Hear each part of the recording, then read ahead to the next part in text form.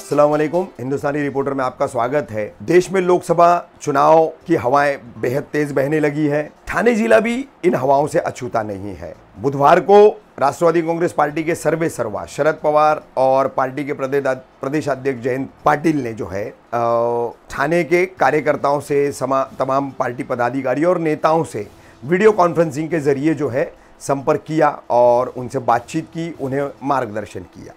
एक तरफ इतनी बड़ी तैयारियां चल रही है, लेकिन लोकसभा चुनावों के चलते जो तैयारी शिवसेना भाजपा युति की दिखाई दे रही है, युति होने के बाद जो उनकी बहुत सारी मुश्किलें जो थी राजनीतिक रूप से, चुनावी रूप से, वो उतनी अभी नहीं रही। मगर दूसरी तरफ ठाणे जिले में कांग्रेस जो है वो लगभग मृतप्राय पार्टी हो चुकी है। उस वजह से कांग्रेस का वजूद एक तरफ सिकुड़ता चला गया। वहीं कांग्रेस को लीलते हुए राष्ट्रवादी जो पनपी थी, उस राष्ट्रवादी का हाल भी जो है अब एक मरियल पार्टी जैसा हो चुका है, कम से कम लोकसभा चुनाव के लिए। वहीं विधानसभा चुनाव भी उससे ज्यादा उम्मीद अफजा या बहुत लाभदायक नहीं है राष्ट्रवादी के लिए। लेकिन अब लोकसभा चुनाव की बात है तो हम बात करेंगे सिर्फ उसी चुनाव की। आमतौर पर जैसे माना जा रहा है, भारतीय जनता पार्टी और शिवसेना की युति हो जाने के बाद ठाणे लोकसभा चुनाव क्षेत्र से मौजूदा एमपी, मौजूदा सांसद राजन विचारे जो है उनकी उम्मीदवारी कायम है। उसी तरह से ठाणे जिले की दूसरी सीट कल्याण लोकसभा, तो कल्याण लोकसभा से भी शिवसेना के डॉक्टर श्रीकांत शिंदे की उम्मीदवारी कायम है। वहीं भिवंडी में भारतीय जनता पार्टी के मौजूदा सांसद, वर्तमान सांसद कपिल पाटिल की भी उम्मीदवारी कायम है। अब इनके मुकाबले भिवंडी से कांग्रेस से सुरेश टावरे और अन्य एक दो लोग जो है इच्छुक लड़ने के लिए। वहीं यहां पर जो है कल्याण लोकसभा क्षेत्र, जिसमें कलवा मुमरा विधानसभा क्षेत्र आता है, कल्याण ग्रामीण आता है, कल्याण पश्चिम आता है, उल्लासनगर आता है, तो यहां से जो है कौन लड़ेगा, ये सवाल राष्ट्रवादी कांग्रेस पार्टी में काफी दिनों से चल रहा था। उसके लिए एक नया फार्मूला लाया गया था कि कांग्रेस, राष्ट्रवादी और अन्य पार्टियों को लेकर के जो महाआघाड़ी की जा रही है, उसमें महाराष्ट्र नवनिर्माण सेना को ले लिया जाए और राजू पाटिल जो है उनको यहां से उम्मीदवारी दे करके उनको यहां से लड़ाया जाए। लेकिन राष्ट्रवादी के एक बड़े गुट ने भी इसका विरोध किया, कांग्रेस ने भी इसका विरोध किया। उसके चलते जो है महाआघाड़ी में मनसे को जगह नहीं मिल पाई। मनसे के 13वें वर्धापन दिन के मौके पर राज ठाकरे इस पर कुछ बोलेंगे तो वो भी उन्होंने कुछ कहा नहीं, तो जिसके चलते अब ये स्थिति साफ है कि मनसे यहां से नहीं लड़ने वाली है, या फिर अगर लड़ेगी तो उसे अपने दमखम पर लड़ना पड़ेगा। तब मनसे का उम्मीदवार कौन होगा, ये मनसे की घोषणा के बाद ही सामने आएगा। वहीं यहां से कल्याण लोकसभा से पहले शिवसेना से सांसद रह चुके आनंद परांजपे फिर वो राष्ट्रवादी में आ गए। राष्ट्रवादी कांग्रेस पार्टी से उन्होंने चुनाव लड़ा और वो डॉक्टर श्रीकांत शिंदे के सामने हार गए। अब श्रीकांत शिंदे के सामने दोबारा किसे उम्मीदवारी दी जाए, ये सवाल बहुत बड़ा जो है राष्ट्रवादी के सामने खड़ा था।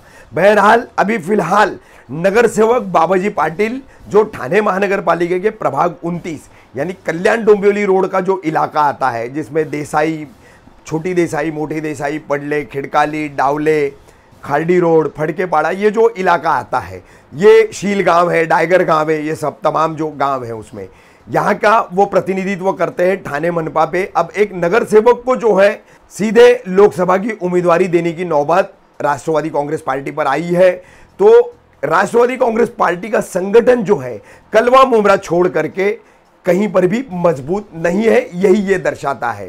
तो ऐसे में राष्ट्रवादी कांग्रेस पार्टी कल्याण लोकसभा सीट पर कैसे चुनाव लड़ेगी, कैसे मुकाबला करेगी, ये देखना बेहद जो है रोमांचक रहेगा। बेहद जो है ये एक ऐसी स्थिति रहेगी कि जिससे राष्ट्रवादी की कितनी ताकत अब यहाँ बची है, उसकी कितनी मर्यादाएं और सीमाएं हैं, वो भी इस चुनाव के दौरान स्पष्ट हो जाएगा।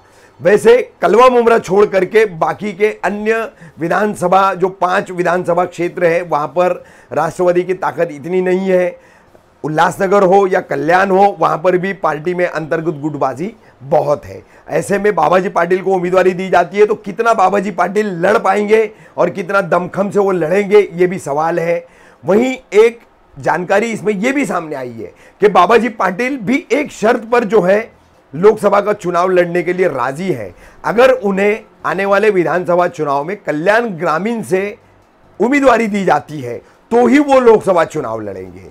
अब ये अगर मगर किंतु परंतु वाली बातें हैं, कितनी सटीक साबित होगी, कितना इस विश्लेषण में जो है राजनीतिक पंडित जो है, जानकार जो है, पार्टी सूत्र जो है, वो कितना इस बात पर खरे उतरते हैं, ये तो पार्टी के लिए गए निर्णय से ही सामने आएगा। अब बात करते हैं ठाणे लोकसभा चुनाव क्षेत्र की। वहां पर भी लगभग यही हाल है।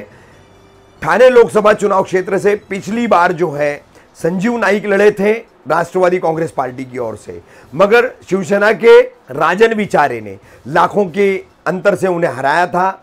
मोदी लहर में जो है यहां परांज पे हारे थे, वहां पर संजीव नाईक हारे थे। अब ऐसे में वहां पर फिलहाल संजीव नाईक और उनके पिता जो नवी मुंबई के किंग मेकर हैं गणेश नाईक, उन्होंने भी, दोनों पिता पुत्र ने, दोनों बाप बेटों ने जो है चुनाव लड़ने से इनकार कर दिया है। ऐसे में वहां पर भी पार्टी के पास कोई उम्मीदवार का चेहरा नहीं है। इसलिए ठाणे शहर राष्ट्रवादी कांग्रेस पार्टी के अध्यक्ष और कल्याण लोकसभा चुनाव क्षेत्र के पहले के उम्मीदवार आनंद परांजपे, इन्हें वहां पर ले जाया जा रहा है और लगभग माना जा रहा है कि आनंद परांजपे ही वहीं से चुनाव लड़ेंगे। अब ये कुल लेखा जोखा है। भिवंडी में भी क्या हाल होता है, क्योंकि गुटबाजी से कांग्रेस भी परेशान है, राष्ट्रवादी कांग्रेस पार्टी भी परेशान है। तो भाजपा के मौजूदा सांसद कपिल पाटिल के सामने किसकी चुनौती आती है, सुरेश टावरे की आती है या अन्य किसी की आती है, वो भी कुछ ही दिनों में पता चल जाएगा।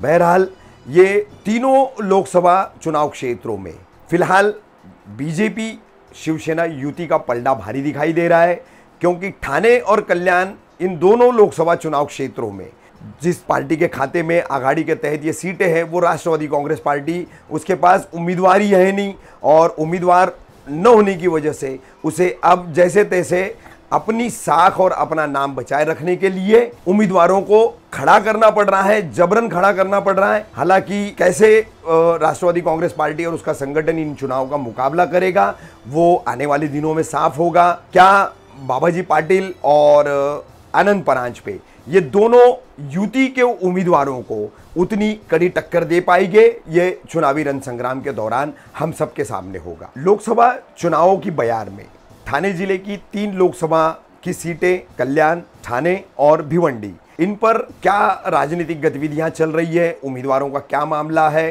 कैसे बीजेपी शिवसेना इन दोनों की युति के उम्मीदवार अभी से तय है, मगर अन्य पार्टियां अभी भी उम्मीदवारों को लेकर के असमंजस की स्थिति में है, क्योंकि उम्मीदवारी के लायक चेहरे ही उनके पास बचे नहीं है, चाहे वो कांग्रेस हो या राष्ट्रवादी कांग्रेस पार्टी हो। इसकी पूरी जानकारी देने वाली थी ये आज की हमारी खबर। जल्दी हाजिर होंगे हम अपनी अगली खबर के साथ।